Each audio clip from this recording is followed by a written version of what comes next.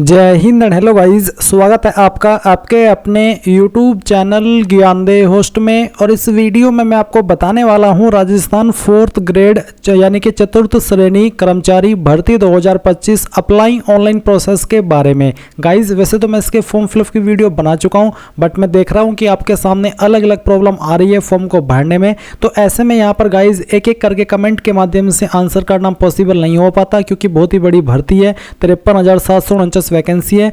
तो इसलिए special video आपके लिए बनाई जा रही है, ताकि जो भी आपके सामने इशू आ रहे हैं, आपके सवाल है, आपके डाउट है, उनका सोल्यूशन इस वीडियो के अंदर दिया जा सके और आप वीडियो को देख करके अपने फॉर्म को बिना किसी मिस्टेक के भर सके। इसलिए आपको वीडियो को पूरा देखना है। पहले आपको यहाँ पर डाउट क्लियर किए जाएंगे थोड़ा वर्बल तरीके से, फिर जिस पॉइंट पर जो इशू आपके सामने आ रहा है फॉर्म भरते समय, उसी पॉइंट पर आपको उसका सोल्यूशन दिया जाएगा। इसलिए बिना स्किप के वीडियो को पूरा देखना है। अगर आपने अभी तक वीडियो को लाइक शेयर नहीं किया कर दीजिए, और चैनल के ऊपर नए हैं तो चैनल को सब्सक्राइब कर लीजिएगा। फिर जो लिंक मैंने वीडियो के डिस्क्रिप्शन में दिया है आप ओपन करिए। ओपन करने के बाद आपको जानने को मिलेगा कि आपकी 4th ग्रेड यानी कि चतुर्थ श्रेणी कर्मचारी के लिए निकाली है 53,749 वैकेंसी है, और कैंडिडेट इसमें ऑल इंडिया से अप्लाई कर पाएंगे।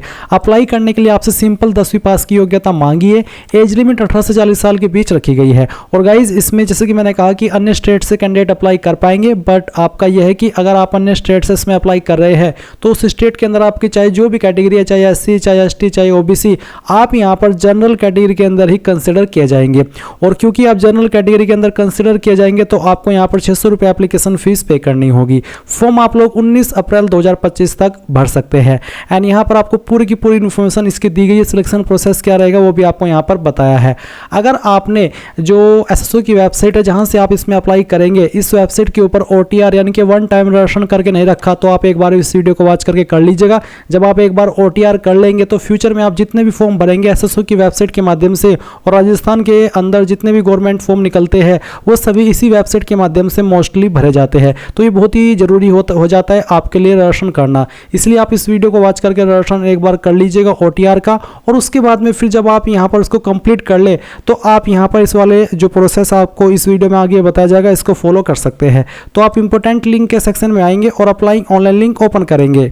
देन आपके सामने यहाँ पर SSO का इंटरफेस आ जाएगा। मैं आपको बता दूं कि अगर आपने इस वेबसाइट का इस्तेमाल करके पिछले 4-5 साल के अंदर कोई भी फॉर्म भरा है तो आपका अकाउंट बना हुआ होगा। आपको यहाँ पर दोबारा से रजिस्ट्रेशन करने की आवश्यकता नहीं है। आप उसी डिटेल से लॉगिन करेंगे जिसमें कि आपको आपकी SSO ID या फिर यूजर नेम यहाँ पर एंटर करना है, एंड जो आपने पासवर्ड बनाया था वो डालना है। बट गाइस अगर आप आपका पासवर्ड भूल चुके हैं तो आप यहाँ पर I forgot my password click here, इसके सामने क्लिक हियर पर क्लिक करेंगे, एंड देन जो आपकी SSO ID है वो यहाँ पर डालेंगे।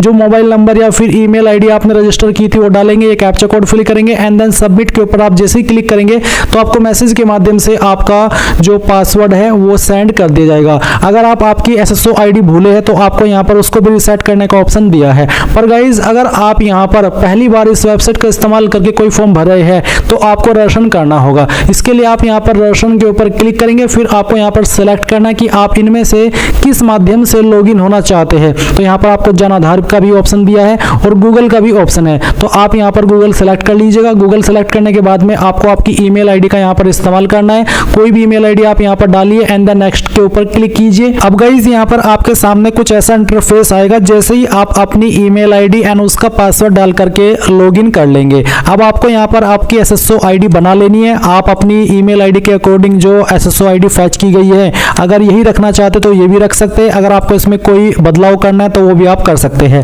फिर आपको एक पासवर्ड बनाना है नया, और आपका एक पासवर्ड कैसा होगा वो आप देख लीजिए। पासवर्ड के अंदर इंग्लिश का कैपिटल लेटर कम से कम एक, स्मॉल लेटर कम से कम एक, ज़्यादा कितने भी हो सकते हैं, स्पेशल कैरेक्टर और साथ ही डिजिट का आपको इस्तेमाल करना है। तो कुछ इस तरह का पासवर्ड बनाने के बाद में उसको दोबारा डालेंगे, वेरीफाई कर देंगे, अपना मोबाइल नंबर डालेंगे जो कि आप रजिस्टर करना चाहते हैं, और यहाँ पर ईमेल आपकी ऑलरेडी दी गई है। इसके बाद में आपको रजिस्टर के ऊपर क्लिक करना है। अब गाइज आपके सामने लॉगिन का पेज आएगा, जैसा कि आप यहाँ पर देख सकते हैं। अब आपको यहाँ पर वो आपकी SSO ID डालनी है जो कि अभी आपने बनाई है, या फिर आपका यूजर नेम डालना है, आपका पासवर्ड डालना है जो कि अभी आपने बनाया, ये कैप्चा कोड डालेंगे, एंड देन लॉगिन के ऊपर क्लिक करेंगे। अब गाइज आपके सामने यहाँ पर ये अपडेट प्रोफाइल का ऑप्शन आएगा। तो आपको सबसे पहले आपका फर्स्ट नेम एंटर करना है 10th के सर्टिफिकेट के अकॉर्डिंग, फिर आपको आपका लास्ट नेम एंटर करना है। इसके बाद डिस्प्ले नेम अगर आप अपना चेंज करना चाहते हैं तो ये भी आप यहाँ से चेंज कर सकते हैं। फिर आपकी जो डेट ऑफ बर्थ है वो आपको यहाँ पर इस तरह से कैलेंडर के ऊपर क्लिक करके सिलेक्ट कर लेनी है, पहले ईयर फिर मंथ और उसके बाद में डे।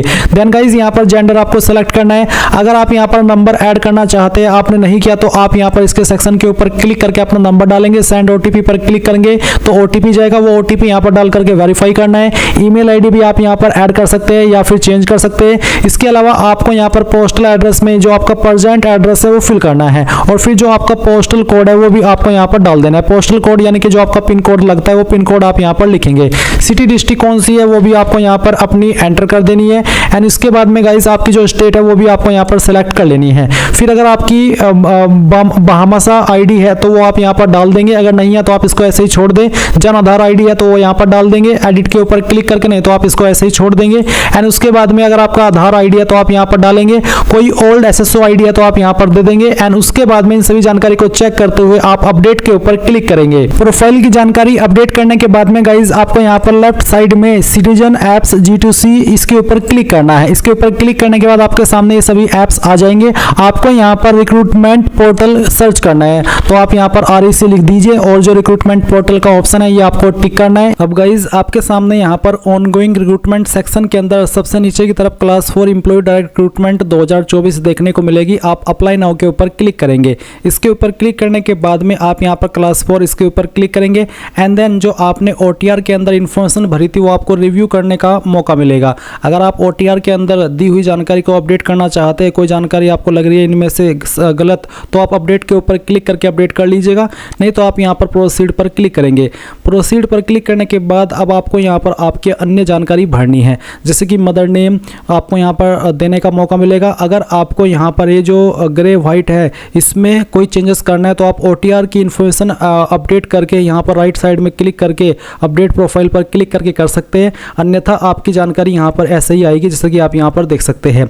इसके बाद आप यहाँ पर आपकी जो कास्ट कैटेगरी है वो सिलेक्ट कर लेंगे, जो भी आपकी कास्ट कैटेगरी है। मैं यहाँ पर डेमो के लिए फॉर्म को भरा हूँ तो मैंने यहाँ पर ST कैटेगरी सिलेक्ट की है। अब गाइज आप यहाँ पर देखेंगे स्पेशली एबल्ड कैटेगरी, यानी कि अगर आपकी कोई दिव्यांगजन श्रेणी है इनमें से तो आप सिलेक्ट कर लेंगे, नहीं तो आप नॉट एप्लीकेबल के ऊपर क्लिक करेंगे। फिर आप यहाँ पर नीचे की तरफ आएंगे और जो आपकी अन्य इन्फॉर्मेशन है वो भरेंगे, जैसे कि आपका रिलीजन क्या है वो आप यहाँ पर सिलेक्ट कर लेंगे। उसके बाद में मैरिटल स्टेटस आपका क्या है वो आपको यहाँ पर सिलेक्ट कर लेना है।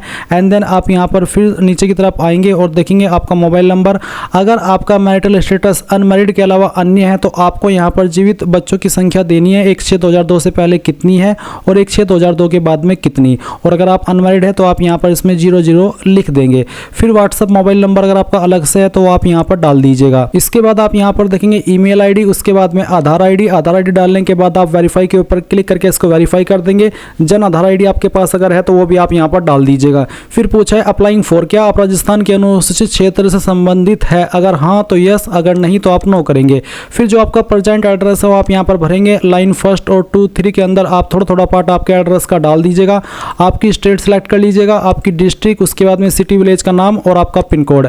एंड देन आप नेक्स्ट के ऊपर क्लिक करेंगे। इसके बाद में गाइज आपके सामने यहाँ पर पर्सनल डिटेल का सेक्शन आ जाएगा, तो आप यहाँ पर डोमिसाइल डिटेल में सबसे पहले आपकी नेशनलिटी सेलेक्ट कर लेंगे इंडियन। फिर आपकी होम स्टेट आपको सेलेक्ट करनी है, होम डिस्ट्रिक्ट सेलेक्ट कर लेनी है। इसके बाद फिर पूछा है settled in India from other country, क्या आप अन्य कंट्री से इंडिया के अंदर सेटल हुए हैं, अगर हाँ तो यस, नहीं तो आप नो करेंगे। फिर कुछ और सवालों के आंसर करने हैं, जैसे कि क्या भूतपूर्व सैनिक है, अगर हाँ तो यस, नहीं तो आप नो कीजिए। क्या आप एक उत्कृष्ट खिलाड़ी है, अगर हाँ तो यस, नहीं तो यहाँ पर भी आप नो कर देंगे। क्या मौजूदा सरकारी विभाग या सार्वजनिक उपक्रम कर्मचारी है, अगर हाँ तो यस, नहीं तो नो कर दीजिए। फिर एनी एडिशनल एज रिस्ट्रिक्शन, अगर आपकी इनमें से कोई कैटेगरी जैसे कि एक्सप्रेशनर, एनसीसी कैडेट इंस्ट्रक्टर, तो आप सिलेक्ट कर ले, नहीं तो आप नॉट एप्लीकेबल सेलेक्ट करेंगे और नेक्स्ट के ऊपर क्लिक कर देंगे। अब आती है क्वालिफिकेशन की जानकारी, तो मैंने OTR करके रखा है इसलिए मेरी जानकारी यहाँ पर भरी हुई है। और क्योंकि अगर आप पहली बार एसएससी की वेबसाइट का इस्तेमाल करके कोई फॉर्म भर रहे हैं तो आपको यहाँ पर सबसे पहले सेकेंडरी यानी कि 10वीं की इन्फॉर्मेशन देनी है। इसमें सब्जेक्ट ग्रुप, तो सब्जेक्ट ग्रुप आप चाहे तो यहाँ पर इस वाले सेक्शन में या तो ऑल जनरल सब्जेक्ट लिख सकते हैं या फिर नॉट एप्लीकेबल लिख सकते हैं, दोनों में कोई इशू नहीं आएगा। उसके बाद किस बोर्ड के द्वारा आपने आपकी 10वीं पास की उस बोर्ड का नाम आप यहाँ पर लिखिएगा। फिर आपका रोल नंबर क्या था या इनरोलमेंट नंबर क्या था, कोई एक चीज़ आप यहाँ पर डाल दीजिए। उसके बाद आपके नंबर किसके अंदर थे, CGPA, ग्रेड, परसेंटेज, तो जो भी था वो आप सिलेक्ट कर लीजिए। मेरा परसेंटेज है तो मैंने परसेंटेज सिलेक्ट किया है। किस साल के अंदर पास कर ली थी वो साल सिलेक्ट कर लेंगे और परसेंटेज आपकी कितनी थी या फिर ग्रेड आपकी कितनी थी वो यहाँ पर भर दीजिएगा। अगर आपने 12वीं भी की है तो आप 12वीं की इन्फॉर्मेशन भी सेम तरीके से भरिए, पहले सब्जेक्ट ग्रुप, फिर उसके बाद में बोर्ड का नाम, 12वीं का रोल नंबर किसके अंदर थे वो, आपका पासिंग ईयर और आपकी परसेंटेज। अगर आपने कोई डिप्लोमा किया तो उसकी जानकारी भर सकते हैं सेम तरीके से। ग्रेजुएशन की है तो उसकी जानकारी जानकारी भी आप यहाँ पर भर सकते हैं। उसके बाद आप नीचे की तरफ आएंगे और नेक्स्ट के ऊपर क्लिक कर देंगे। अब आता है आइडेंटिफिकेशन एंड इनक्लोजर। तो आप यहाँ पर आपका फोटो साइन अपलोड करेंगे। फोटो का साइज 50 से 100 KB के बीच में और सिग्नेचर का साइज 20 से 50 KB के बीच में रखा है। तो चूज फाइल के ऊपर क्लिक कीजिए और जहाँ पर भी आपकी फोटो फाइल है वो आपको सिलेक्ट कर लेनी है। मैं इस फॉर्म को डेमो के लिए भर रहा हूँ, तो मैं यहाँ पर एक रैंडम फाइल ही अपलोड करने वाला हूँ। तो चलिए मैं इस फाइल को सिलेक्ट करता हूँ, ओपन करता हूँ। मैंने यहाँ पर जो फोटो अपलोड किया इसके नीचे डेट लिखी है, पर आपको डेट लिखना अनिवार्य नहीं है, आप लिखना चाहे तो लिख सकते हैं। और अगर आप लिखेंगे तो 3 महीने से पुरानी ज़्यादा डेट मत लिखिएगा। और फिर से कह दूँ कि डेट लिखना अनिवार्य नहीं है, बस मेरे पास ये फोटो अवेलेबल था तो मैंने इसको यहाँ पर अपलोड कर दिया। अब आप आपका सिग्नेचर अपलोड करेंगे तो जहाँ पर भी आपकी साइन की फाइल है वो आप यहाँ पर सेलेक्ट कर लीजिएगा और उसके बाद में आप यहाँ पर इसको ओपन करेंगे तो आपका सिग्नेचर इस तरह से आ जाएगा।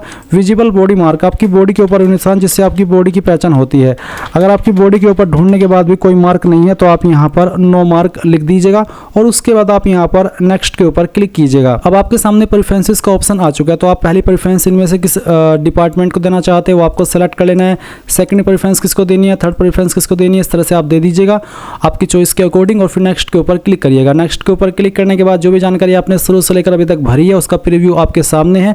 और यहाँ पर गाइज अगर आपके सामने हैंड रिटन डिक्लेरेशन अपलोड करने का ऑप्शन आए और लाइव फोटो का ऑप्शन आए तो आपको लाइव फोटो अपलोड करना है और हैंड रिटन डिक्लेरेशन के अंदर क्या अपलोड करना है वो जान लीजिए। मैंने जो लिंक दिया हुआ है इस वीडियो के डिस्क्रिप्शन में आप ओपन करेंगे, इसके बाद में आप हैंड रिटन PDF ये डाउनलोड कर लेंगे। डाउनलोड करने के बाद में इस तरह का इंटरफेस आएगा। यहाँ पर आपको बोला है अभ्यर्थी यहाँ से हिंदी में लिखे, हिंदी प्रारूप जो हिंदी में लिखा है हिंदी में लिखना है और जो इंग्लिश में लिखा हो इंग्लिश में लिखना है। बस आपको नेम ऑफ एप्लीकेंट की जगह पर अपना नाम, फादर नेम और डेट ऑफ बर्थ यहाँ पर लिखनी होगी, सिग्नेचर कर देने होंगे, SSO ID देनी होगी, OTR नंबर देना होगा और परमानेंट एड्रेस देना होगा। फिर आप इस फाइल को स्कैन करके अपलोड कर देंगे जहाँ पर भी अपलोड करने का आपके सामने ऑप्शन है। क्योंकि मैंने OTR करके रखा है और मेरे सामने ये ऑप्शन आ चुका है, मैंने एक बार इसमें अपलोड कर दिया तो बार बार मेरे से ये चीज़ नहीं ली जा रही है। अब आप यहाँ पर डिक्लेरेशन के ऊपर टिक करेंगे, फिर उसके बाद आप फाइनल सबमिट के ऊपर क्लिक करेंगे, यहाँ पर टिक करेंगे और सेंड OTP कर देंगे। इसके बाद नंबर और ईमेल के ऊपर दोनों पर OTP जाएगा, वो OTP यहाँ पर डालिए और वेरीफाई OTP कर दीजिए। अगर गाइज आप लोग इस फॉर्म को पहली बार भर रहे हैं SSO की वेबसाइट का इस्तेमाल करके तो आपको यहाँ पर एप्लीकेशन फीस पे करने का एक ऑप्शन देखने को मिलेगा। और अगर आप यहाँ पर SSO की वेबसाइट का इस्तेमाल करके पहले भी फॉर्म को भर चुके हैं तो गाइज फिर आपको यहाँ पर कोई फीस पे करने का ऑप्शन नहीं मिलेगा, डायरेक्टली आप अपने फॉर्म का फाइनल प्रिंट आउट ले पाएंगे। तो आप देख सकते हैं कि मेरे सामने यहाँ पर कोई पेमेंट करने का ऑप्शन नहीं आया और डायरेक्टली मेरा फॉर्म फाइनल सबमिट हो चुका है। अभी आप यहाँ पर प्रिंट के आइकन के ऊपर क्लिक करेंगे। अगर आपके पास प्रिंटर मौजूद नहीं है तो आप इसको PDF के रूप में सेव कर लेंगे और बाद में प्रिंट करा लीजिएगा। इस तरह से आप लोग राजस्थान 4th ग्रेड कर्मचारी भर्ती 2025 फॉर्म को भरेंगे। आई होप ये प्रोसेस आपको पसंद आया होगा। So thanks for watching. जय हिंद।